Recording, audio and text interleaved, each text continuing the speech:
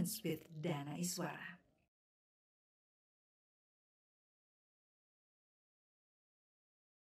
Halo, jumpa kembali dengan saya di AHA Moments with Dana Iswara. Semoga semuanya dalam keadaan sehat walafiat. Dan tamu kita kali ini di episode ke-15 AHA Moments adalah tamu istimewa, yaitu Ibu Riani Tirtoso. Beliau adalah Ketua Dewan Direktur Merangkap Direktur Eksekutif dari LPEI atau Lembaga Pembiayaan Ekspor Indonesia. Senang sekali saya bisa mendapat kesempatan untuk mewawancarai beliau di tengah-tengah kesibukan yang sangat padat hingga malam hari. Dan 1 jam saja saya meminta waktu beliau untuk boleh ngobrol-ngobrol dengan tema Women Support Women. Selamat ketemu lagi Bu Riani, apa kabar? Baik, salam sehat. Salam sehat, salam sejahtera buat kita semua. Nah ini kita boleh ya Bu yang ngobrol mengenai perempuan, di mana perempuan mensupport perempuan dalam artian yang luas.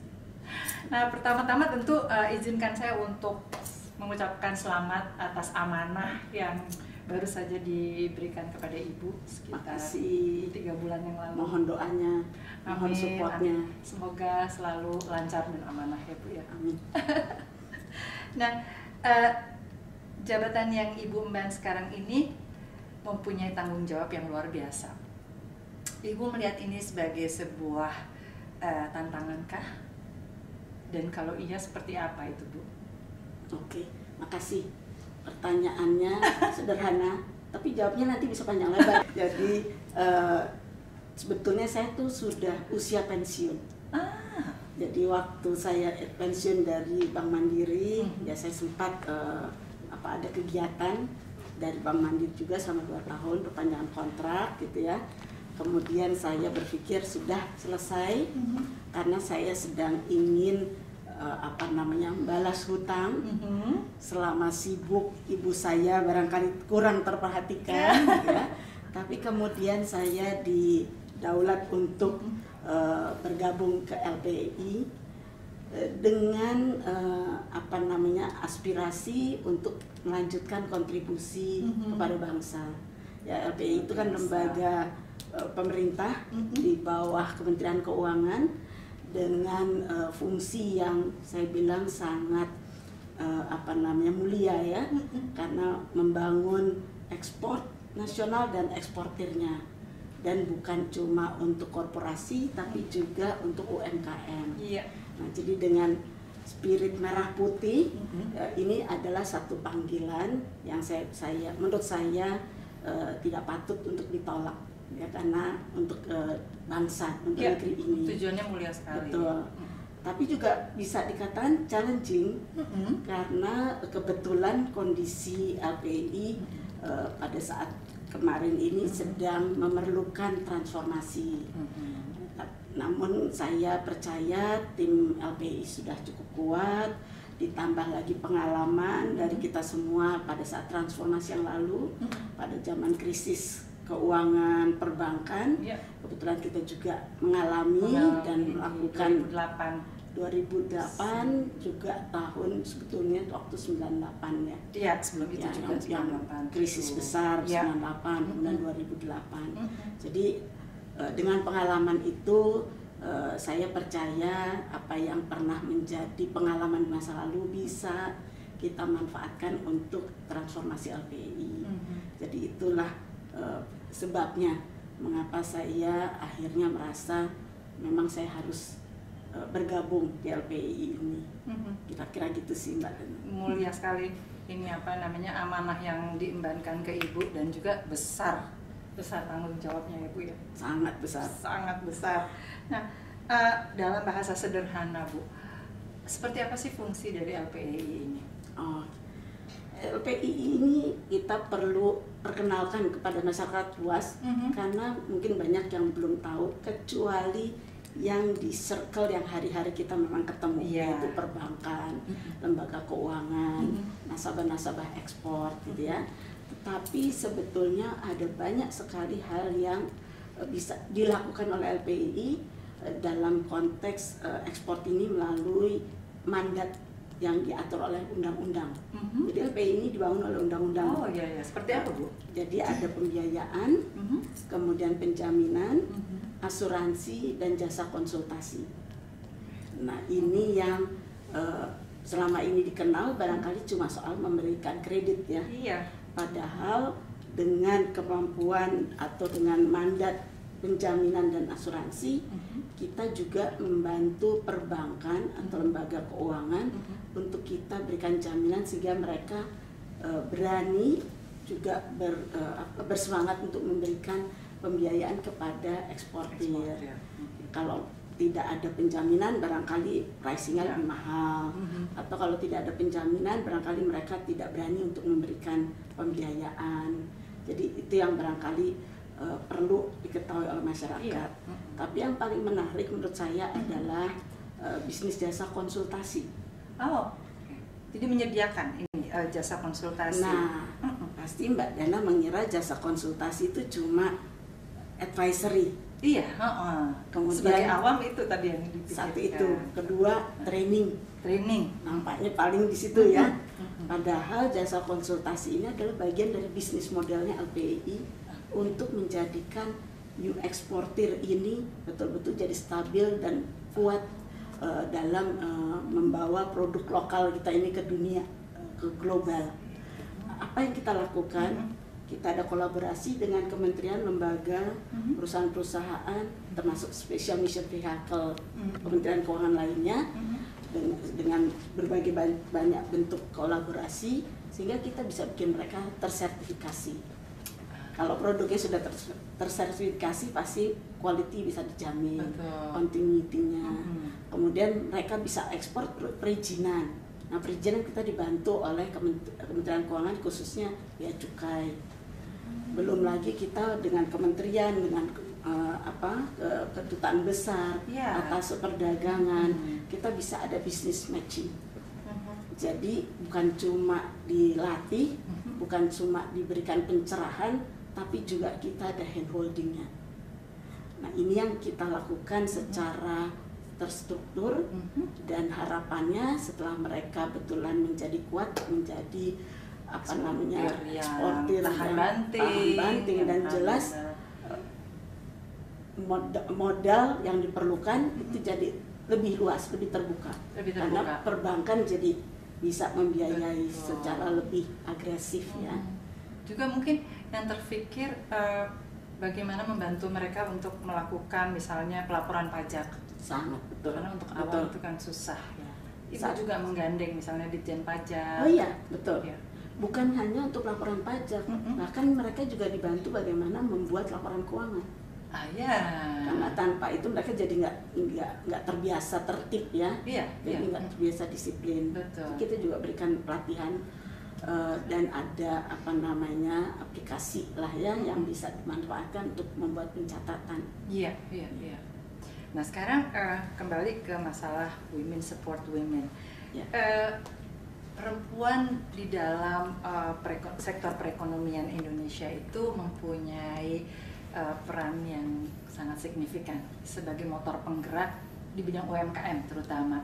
Nah, data yang saya peroleh dari Kementerian Koperasi dan UKM itu menunjukkan bahwa 52% dari hampir 64 juta pelaku UMKM adalah perempuan. Ya. Gitu.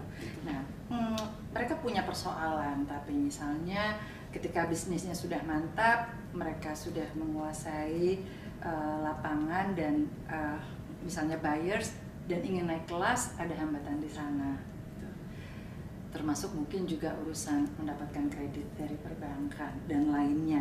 Nah, menurut Ibu permasalahan-permasalahan yang khususnya dihadapi oleh pemain UMKM perempuan itu apa Bu? Di lapangan itu kenapa terjadi? Sebetulnya kalau perempuan kita tahu ya gigih ya. Iya. Gigih, multitasking. Iya. Semua diurus ya. Jadi sebetulnya pebisnis perempuan, kita juga kenal banyak pebisnis perempuan yang maju ya.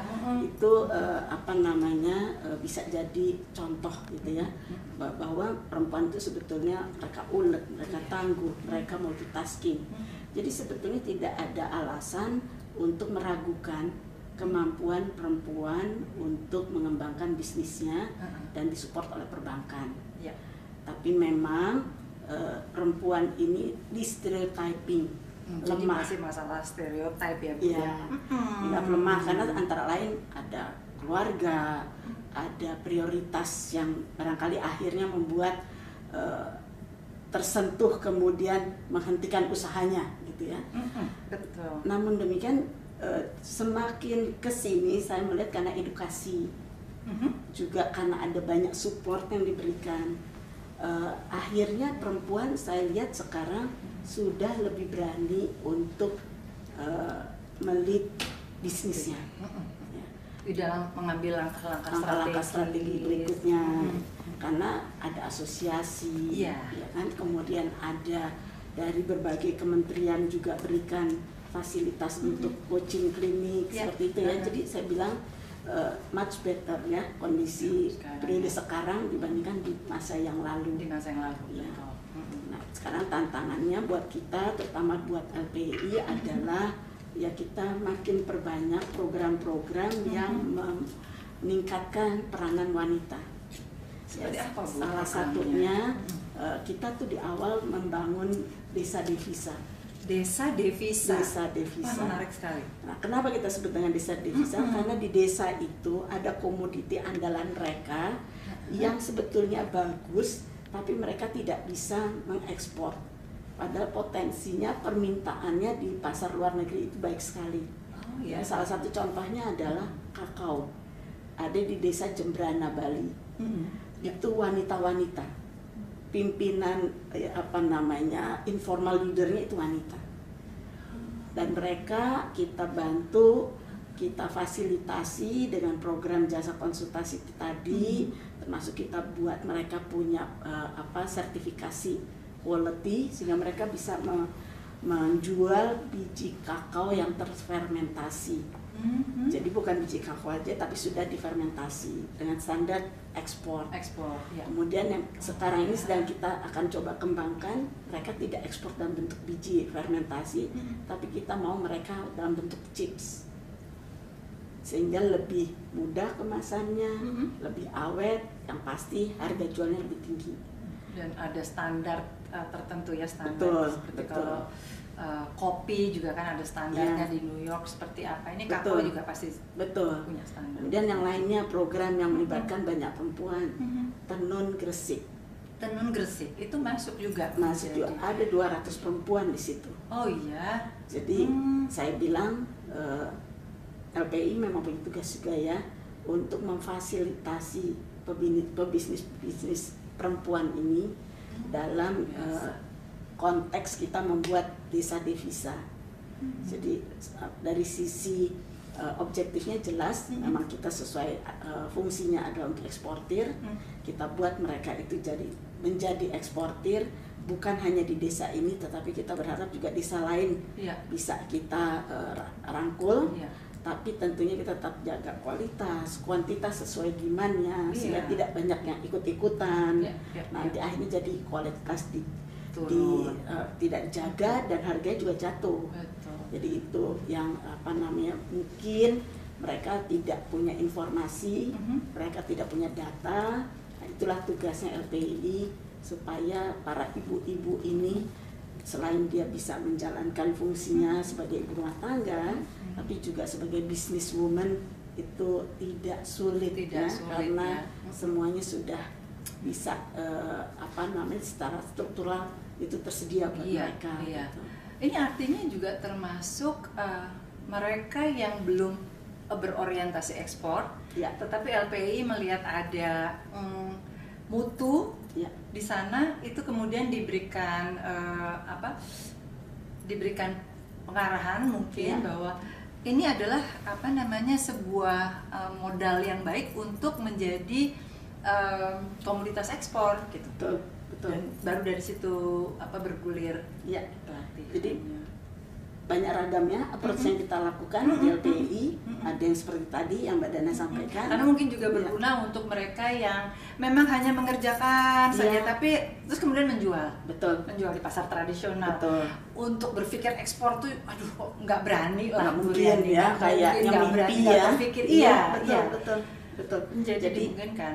Ya, jadi kita sendiri juga punya datanya, kolaborasi dari berbagai macam pihak, kementerian dan kita juga punya internal information. Kita jadi tahu produk apa yang paling diminati, yang kemudian kita punya, gitu ya. Kemudian ke negara mana. Nah, dari situ kemudian kita targetkan ya, desa mana yang kita akan kembangkan. Itu yang kita bilang, kita mulai dari bottom up atau organik. Tapi di sisi yang lain, dia ada sudah jualan kecil-kecilan atau ekspor 1-2 kali, kemudian kita tingkatkan kapasitasnya. Apakah dalam bentuk tadi kualitas, kemasannya, termasuk juga potensi bayarnya. Betul. Nah, ini yang karena kalau di hilir nggak ada siapa-siapa yang menjemput ya percuma ya. Betul. Justru selama ini barangkali kita suka fokus ke produksi. Iya. Padahal seharusnya kita harus manage juga dari sisi demand-nya. Ya. Nah, ini yang kita kolaborasinya juga sudah cukup luas ya. Dengan kementerian-kementerian, ditambah lagi kita bersyukur sekarang sudah dunia digital. Marketplace banyak di mana-mana. Nah, mereka biasanya untuk mengelola bisnis yang melalui marketplace ini terdapat kesulitan. Nah, di situ kita bisa juga lakukan pelatihan, kita bantu, kita dampingi. Setelah itu mereka bisa jalan sendiri. Ya, mungkin pernah suatu ketika ada ibu-ibu yang kelihatan sederhana, tapi kita tahu ya pengguna gadget Indonesia ini paling luar biasa ya. Nomor 1 atau nomor 2 Kayak itu nomor 1. Nomor 1. Satu orang bisa punya 2-3 gadget kan, dan kan? ke sosial media. Dan ternyata ibu-ibu yang kita anggap tradisional ini, dia sudah bisa jualan secara online. Nah, tinggal kita fasilitasi bagaimana menyampaikannya, komunikasinya yang tepat kemana, tampilannya ketika naik ke sosmed, wordingnya seperti sangat betul. Nah, menampilkannya dari sisi yang mana, karena kan ketertarikan orang itu jangan dianggap sesuai dengan pikiran kita ya, tapi kita mesti lihat dari bayarnya. Kalau pendanaan dalam arti begini Bu, kalau UMKM yang ada di desa terpencil, barangkali di sana wifi susah atau listrik belum masuk begitu ya. Kemudian LPEI memberikan pendanaan agar mereka tuh bisa melakukan semua itu di rumah dengan home technology, jadi bisa membeli perangkat wifi dan listrik sendiri. Itu ada Bu fasilitas seperti itu. Memang kita buat prioritas sekarang ya. Prioritasnya tentu ke desa-desa yang sudah lebih siap, supaya kita segera dapat quick wins-nya ya.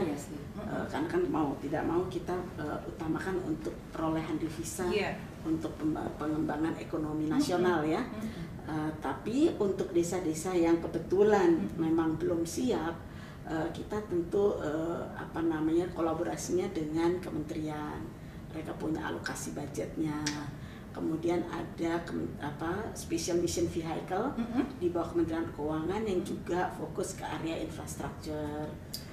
Kita harapkan dari sisi environment-nya siap, kemudian kita dari sisi produksi yang komersial kita juga ada di sana. Jadi kita betul-betul secara integrasi ya, yang kita sebut dengan kolaborasi antar kementerian, lembaga dan perusahaan. Ini yang kita bagi-bagi peran gitu ya, termasuk untuk UMKM yang memang belum bisa ekspor tapi membutuhkan modal, kita bisa gandengkan dengan SMV yang lainnya gitu. Atau kita bisa coba ke perbankan, ada KUR, kemudian ada kredit ultramikro yang memungkinkan mereka secara bertahap bisa naik kelas. Setelah mereka bisa melakukan ekspor, kemudian kita lihat mereka memang bisa sustainable, baru sesudah itu kita bisa kasih pemberian kredit ekspornya. Kalau dilihat tuh berapa persen pemain UMKM yang menjadi apa istilahnya binaan LBI itu adalah dari sektor informal, dan berapa lagi yang dari sektor korporasi? Sekarang kalau untuk sektor informal kita 17%, memang korporasi masih lebih banyak, tetapi kita sudah menuju ke sistem yang value chain. Jadi teman-teman yang UMKM ini kita gandengkan dengan korporasi, sehingga seperti inti plasma atau ayah angkat gitu ya dengan plasmanya. Ini yang juga kita buat supaya jelas ada pendampingannya, ada monitoringnya secara berkala, karena kan LBI lokasinya terbatas ya. Nah, sedangkan perusahaan korporasi ini dia punya target dengan supply dari UMKM ini, tentu dia punya kepentingan untuk memonitor. Jadi kita memanfaatkan kolaborasi itu. Sekarang ini memang tujuan kita lebih banyak ke arah UMKM karena memang secara komposisi masih belum cukup dibandingkan dengan yang sudah kita salurkan kepada korporasi. Dan dari 17% yang informal, yang perempuan berapa, Bu? Artinya pekerjanya mungkin juga yang melit di situ, gitu. Perempuannya ada berapa? Nah, ini tugas saya dengan manajemen untuk breakdown berapa banyak. So far sih kita belum punya data formalnya ya. Tapi that's a good idea. Ya, mudah-mudahan kita bisa, harus seperti itu. Iya, mungkin makin besar angkanya sehingga memberi kesempatan untuk mereka yang belum bisa meninggalkan rumah, karena itu selalu menjadi dilema klasik ya Bu ya, ada keluarga, betul. Anak atau orang tua yang mulai lansia yang harus juga dirawat, itu membuat nggak bisa keluar rumah. Tapi dengan adanya ada istilah home technology, betul, yang mendukung perempuan ini bisa bekerja dari rumah. Nah ini mudah-mudahan jadi PR-nya LBI. PR-nya LBI, betul. Oke. Nah sekarang kembali ke women support women untuk di lingkungan kantor di sini, Bu. Kalau menurut saya minimal tuh ada dua, yaitu ketika tidak bisa meninggalkan rumah, fasilitas untuk melakukan kerja dari rumah itu bisa. Di antaranya misalnya ya listrik yang stabil, wifi yang stabil, kemudian perangkat komputer dan segalanya. Dan yang kedua adalah ketika seorang karyawan perempuan datang ke kantor dan dia harus membawa bayi, ada ruang untuk menyusui, atau punya anak balita, ada ruang, ada daycare.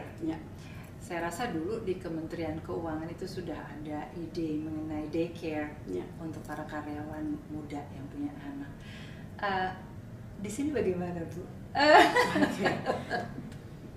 Kalau ruang laktasi sudah tersedia, tetapi kalau untuk daycare memang belum. Tapi barangkali ini ada blessing in disguise ya dengan new normal ini, sehingga masih lebih banyak komposisi work from home sama from office ini sudah bisa lebih banyak gitu ya dibandingkan dengan sebelumnya. Jadi mungkin untuk isu daycare ini udah semakin bisa di-manage oleh masing-masing keluarga gitu ya. Tapi memang untuk jenis pekerjaan tertentu memang sulit ya kalau kita terlalu banyak komunikasinya, interaksinya dari rumah. Karena biar bagaimanapun stakeholdernya banyak, ya kan? Yang mau tidak mau interaksi langsung jadi penting. Nah ini yang kita bisa siasati sih sebetulnya ya, dengan memberikan penugasan yang bergantian sehingga semuanya merasa dapat kesempatan.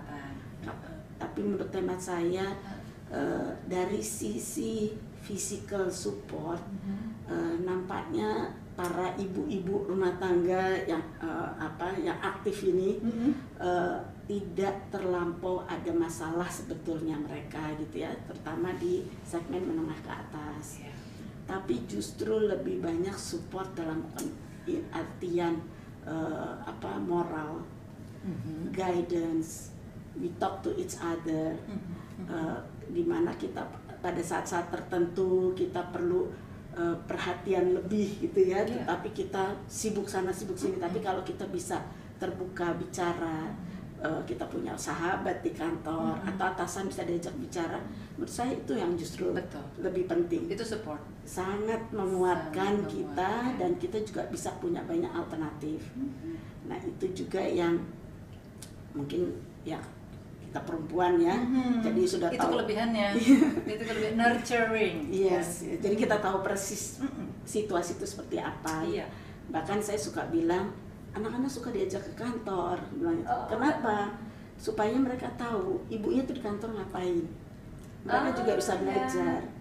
Dan terus terang apa namanya, saya tidak terganggu. Ada anak kecil lari-lari Suara gitu ya, teriak-teriak gitu ya, Tapi di tentunya lorong.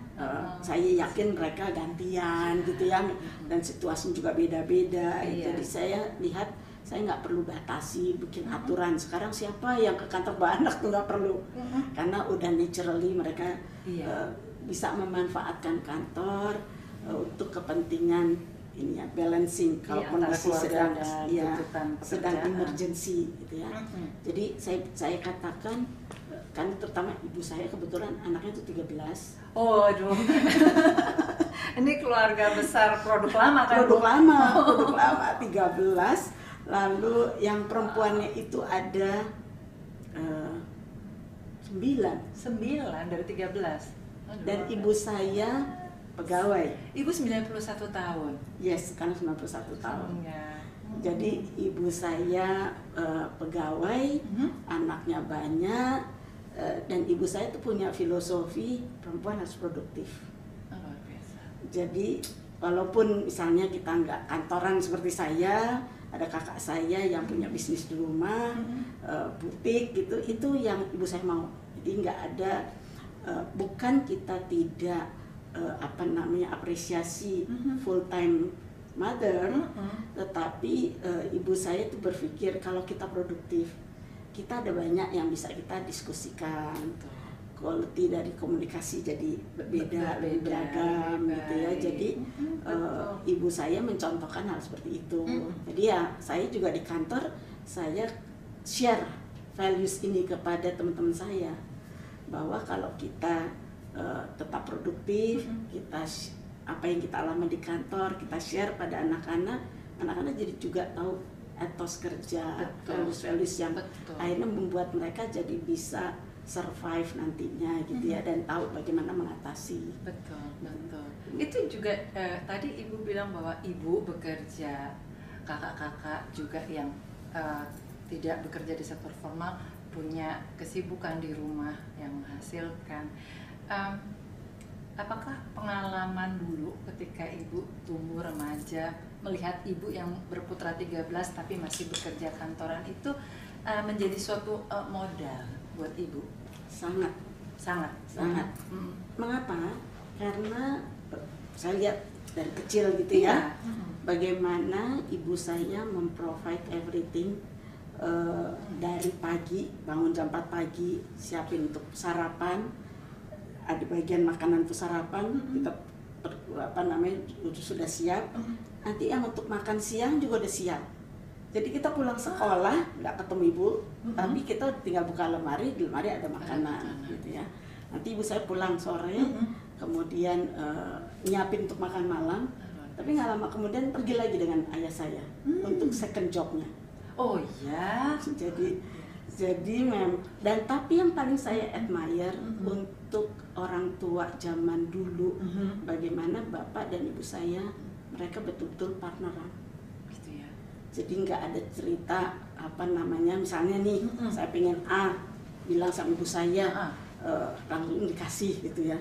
Ibu saya bilang tanya bapak saya, saya minta nakalin ibu saya dong ke bapak saya. Kalau saya bilang tanya ke ibu.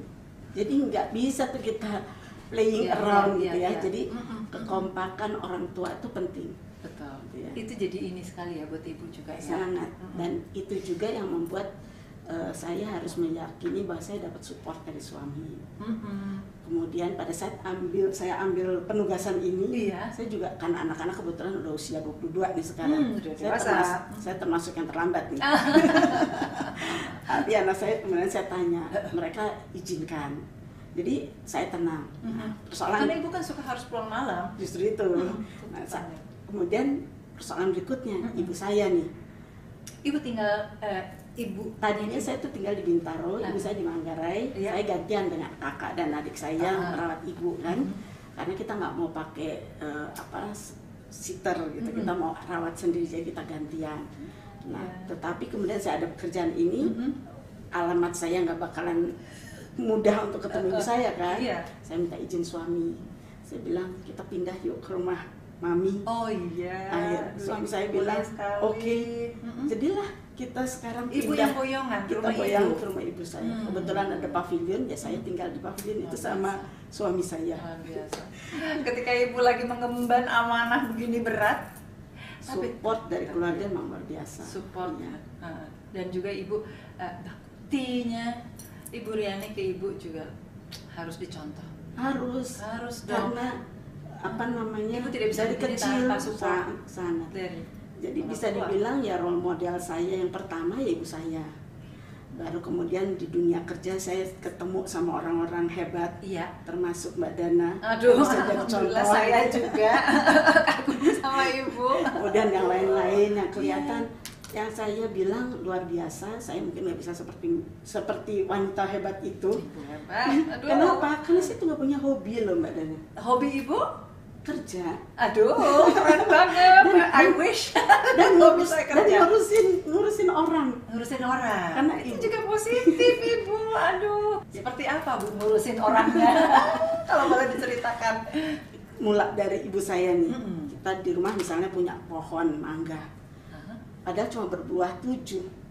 Itu bisa dibuat sama ibu saya, buat kita sendiri cuma 1, yang 6 dibagi tetangga, dibagi adik-adiknya. Kebetulan ibu saya itu anak nomor 1. Saya bilang, cuma 7 aja pada anaknya segini banyak ya, kenapa dikasih Buat ke orang lain kirim-kirim lagi gitu ya. Jadi itu values itu yang tertanam gitu ya. Yang jelas banyak orang juga yang tidak cukup beruntung gitu kan ya. Nah, ibu saya juga termasuk yang, dan juga ayah saya bisa ada, terus terang waktu masih kecil saya kayak tomboy, ada anak buahnya ayah saya itu bisa cukur rambut, tapi dia butuh penghasilan tambahan. Setiap minggu datang ke rumah saya, rambut saya dipotong terus. Jadilah saya modelnya tuh kayak krukat gitu. Jadilah saya kayak laki-laki. Bener-bener mah dari rambut. Dipotong terus. Jadi ceritanya ya saya ya nggak mau seperti kasih gitu aja, karena dia datang menawarkan gunting rambut, ya digunting lah rambutnya. Anak-anak. Nah ini yang barangkali kecil tetapi jadi sangat ini ya, sangat terasa buat perkembangan kita selanjutnya. Dan juga ke anak-anak seperti Betul, tadi ya. betul. Kalau ibu punya mangga segitu tapi masih dibagi-bagi kemana-mana, itu anak-anak lihat dan itu menjadi suatu yang terus ingat loh bu. Ya betul. Di benak sampai dibawa gitu, bahwa sikap welas asih dan dermawan itu memang pertama kali dilihat dipelajari itu di rumah. Betul. Ya kasih contoh, ya. Terus kasih kesempatan. Ya. Itu barangkali yang memang kita harus terus share ya. Iya. Apalagi dengan kondisi anak-anak sekarang, sekolah juga dari rumah, Iya. interaksi terbatas gitu ya. Aduh luar biasa. Itu tadi yang mungkin kelebihan pemimpin perempuan. Selain memimpin kantor yang besar, tapi tetap value keluarga itu dibawa ke lingkungan pekerjaan. Betul. Dan menjadi contoh di rumah. Ya. Itu sangat Modalnya dari rumah, ya, dipakai di kantor. pakai kantor. Kondisi kantor kita balikin lagi ke rumah. Ya. Jadi ini circle yang Ya. positif terus menerus ya. Betul sekali. Tapi ngomong, minum dulu dong. Ini baru saya Ini- juga mau bilang. Ini Ibu, gelasnya mana yang- cantik sekali. Aha. UMKM Binaan binaan LPEI.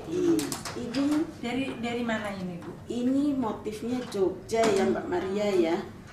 Batik tulis ini beneran satu persatu loh. Ditulis ini di atas cangkir dan ininya alasnya. Iya bu. Ditulis Betul. digambar. Betul. Digambar, dilukis. Ini yang Dilukis. kemudian diekspor. Ini sudah diekspor. Ya. Jadi Jadi dari ekspor.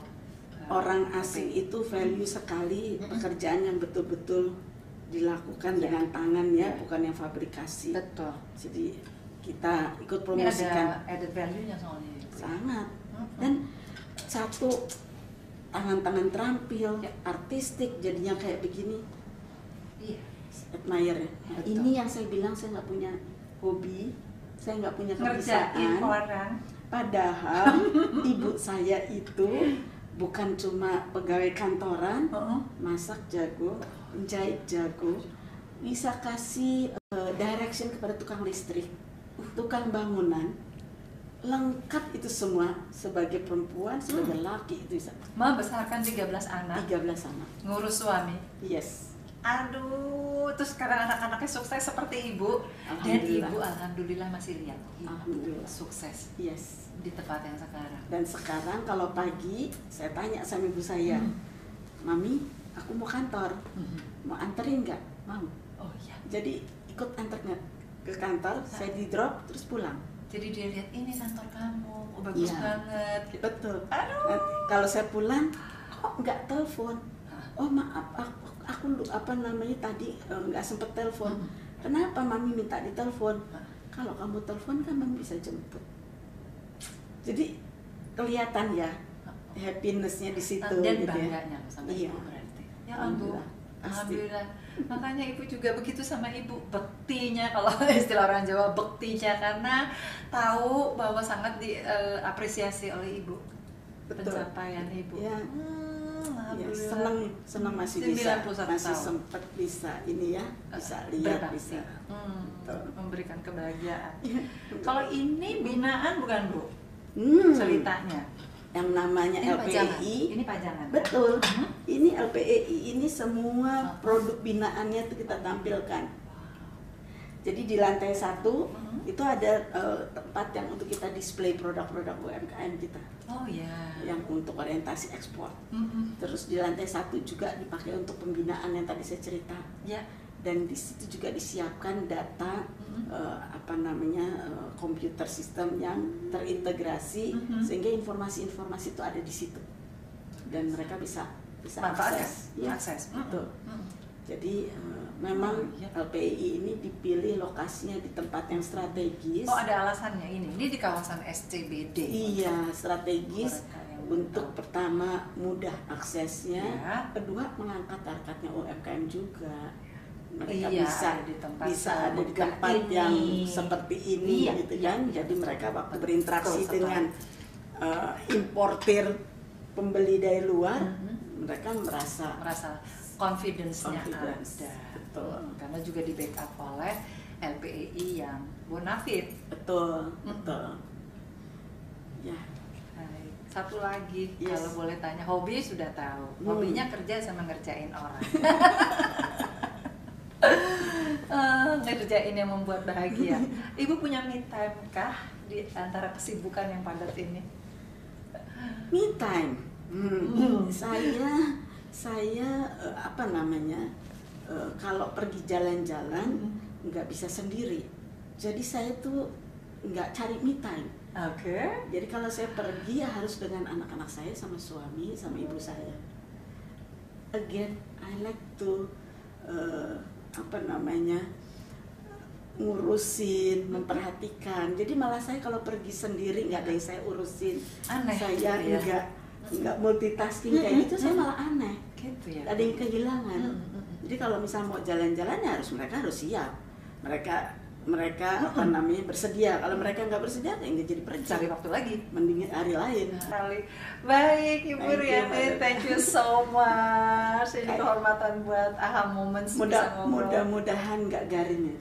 Demikian tadi para pecinta AHA Moments with Dana Iswara, obrolan saya bersama Ibu Riani dari LPEI. Semoga banyak sekali yang bisa kita petik bersama dari apa yang sudah kita obrolkan tadi.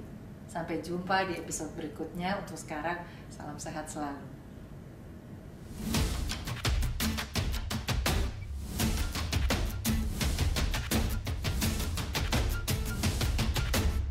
AHA Moments with Dana Iswara.